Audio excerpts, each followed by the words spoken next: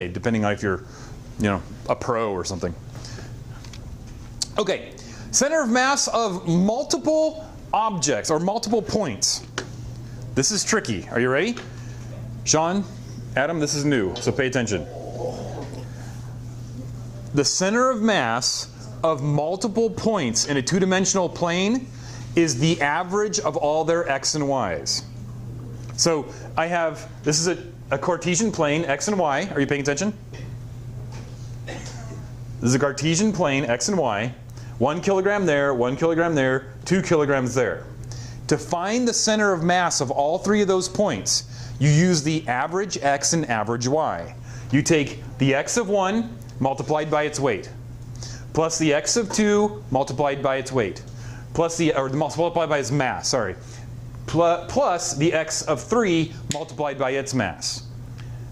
Divide that by how many objects? You're going to have the average, or multiplied by the mass, you're going to have the average x and the average y.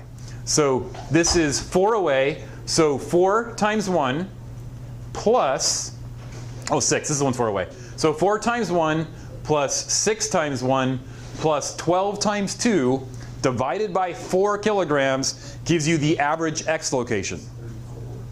And then 1 by 5 plus 1 by 12 plus 2 by 8.5, or 8.5 by 2 divided by 4 kilograms gives you the average y location. So the center of mass of all these things is at 8.5 by 8.5. 1, 2, 3, 4, 5, 6, 7, 8.5 is right about there. That's the center of mass, right there, of those three objects. Should it come up? I've seen the AP basically ask you questions about center of mass, but not have you calculate it. Understand that they may ask you to calculate center of mass. So that's how you find center of mass of multiple objects in a three-dimensional plane. You take the average x and the average y. The x times the mass plus the x times the mass plus the x times the mass divided by the mass. Y times the mass, so you get the idea. Okay, does that make sense? Again, hopefully they won't ask you other than a multiple choice question, but if you need to do it, that's how you do it. All right, speaking of center of mass, what shape does the Earth make around the sun? It's an oval fish. It's sort of like this. It looks like this. What? It's straight. It's like right there. It is not the Earth that rotates around the sun or revolves around the sun. The sun revolves around us. It is not the, and the sun doesn't revolve around us either. It is not the Earth that revolves around the sun.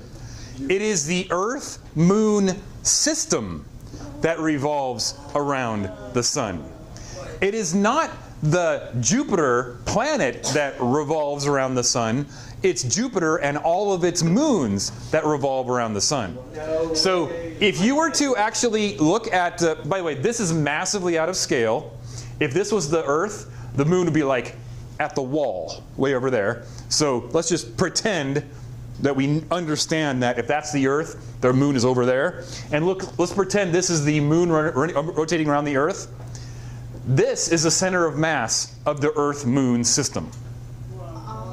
Okay? It's not the center of the Earth that rotates around the sun. It is the center of the Earth-Moon system that rotates around the sun. Okay. Judging by all the noise you're making, you get this idea now? Okay. Yeah, so you can go home and blow away your parents and say, you know what? I learned that the Earth does not revolve around the sun. And they're like, what, you think it revolves around you? And you're like, and it's like, no, it is the Earth-Moon system. It is the center of mass. So Yes, I do believe that. Mr. Byers said. yeah. But you intrinsically realize it, right? You now that you've actually had someone think about it, or had someone prompt you to think about it, you realize that it makes sense. Right. So the center of mass of a system of particles has to satisfy this relationship. MR1 or M1R1 equals M2R2, or M1X1 equals M2X2. Now, center of mass of two system particles always shows up on the AP. Center of mass of more than two, pretty rare. Center of mass of two particles always shows up on the AP.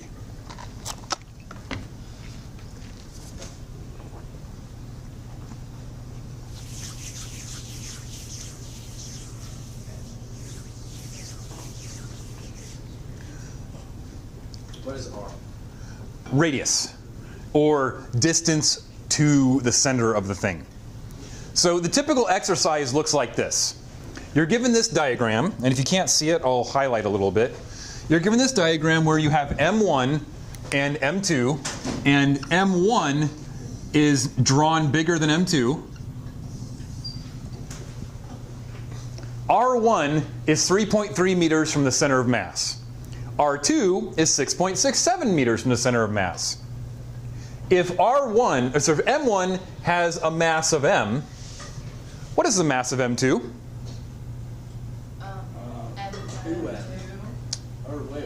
M divided by 2, exactly.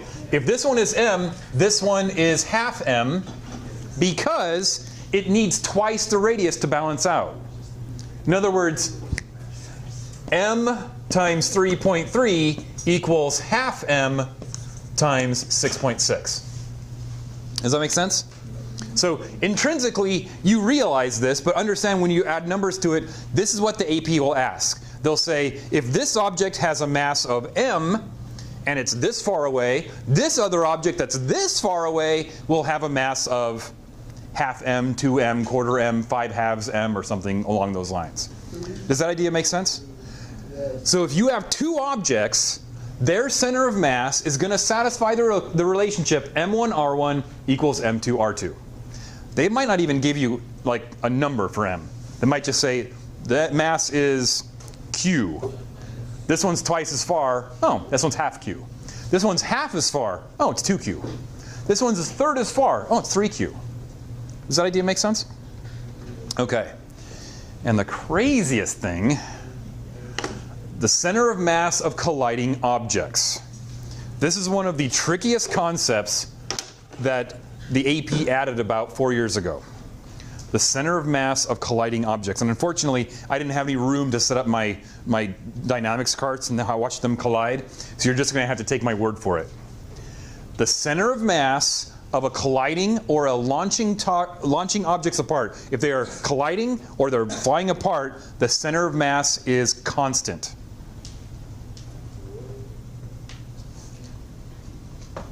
Say that again. If you have two objects that are either colliding or launching apart, so like inelastic collision or reverse inelastic collision, the center of mass of those two objects is constant. And I'll explain why that is in a second. If you just remember that, you're going to be in great shape, but I'll explain why, and you'll probably, if you haven't already convinced yourself, you'll be like, oh, that makes sense. It's like the acceleration and velocity thing. Yes. The one thing that Amy remembered from one of the units. She's the only one who answered every time. Amy's a superstar today. Yeah, Amy. Okay, so if you have two objects, and again, I'm just going to have to pretend. Okay, here we go. The barbells will represent the two objects. If they're stuck together, where's the center of mass? Right in between. If they launch away from each other, where's the center of mass? Right in between. Okay, what if they go really far away? What's their center of mass? Right in between. Okay, now watch this. Now, they're moving along with a constant velocity. What's their center of mass doing? Moving with the same constant velocity. And then they explode. This one goes faster than this one, but the center of mass is the same. So I'm walking with a constant velocity. This one launches away. The center of mass remains, actually it has to launch this way. This one launches this way. The center of mass remains the same. Right there. So remember we had collisions where if one goes this way, one goes this way? So when they have a reverse inelastic collision, doesn't matter if this one goes really far and this one goes slowly, the center of mass will remain the same. The center of mass of the two particle system stays doing whatever it was doing. As long One starts going really fast and one starts going really slow. They're moving at the same speed. the center of mass of the two particles will still be doing what the center of mass of the two particles did before the collision. No. Question? Does that hold true if like it moves off at an angle or up or down? Uh-huh. Okay. Yep. As long as there is no external force being applied to the system, whatever the particles are doing before the collision, their center of mass will be doing after the collision. So like a rocket, when you launch a rocket and the thing like pops off, they're doing the same, but then when you next fuel, They have it's different. center mass change. Right. So yes. So in your example, where you have two stages of a rocket and it's going. If it has a constant velocity and this one launches this way, this one comes down, the center of mass will continue at that constant velocity. And then once it turns on its like boosters, it'll Yeah. Then you have an external force that we're not going to deal with. We don't do rocket science in here. Yeah.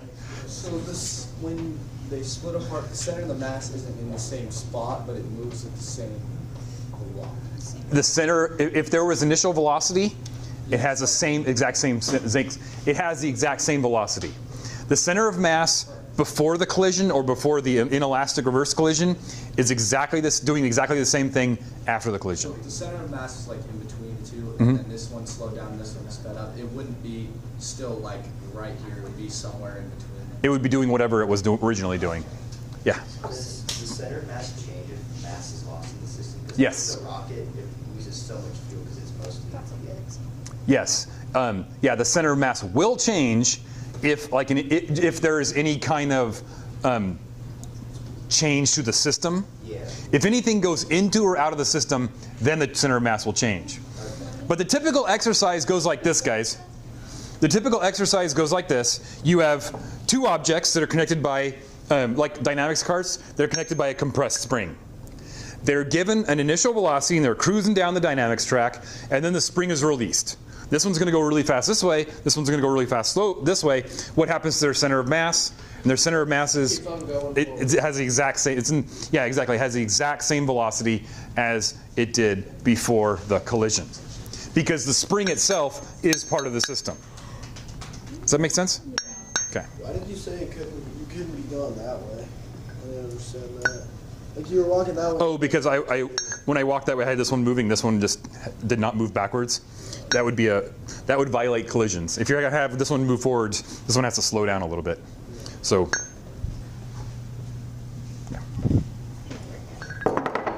yeah, I just feel the burn. Anyway, moving on. So this is a relationship that you're going to satisfy when you build your torque mobile. And if you want your instructions for your torque mobile, I can give it to you now, or we can let's see what's next. Torque practice. Okay, so yeah, I'll give you the instructions, and then you can think about it, and then we'll do torque practice when you come back on Monday. Oh, jeez, that's a fast. Oh, we have a lot to unpack.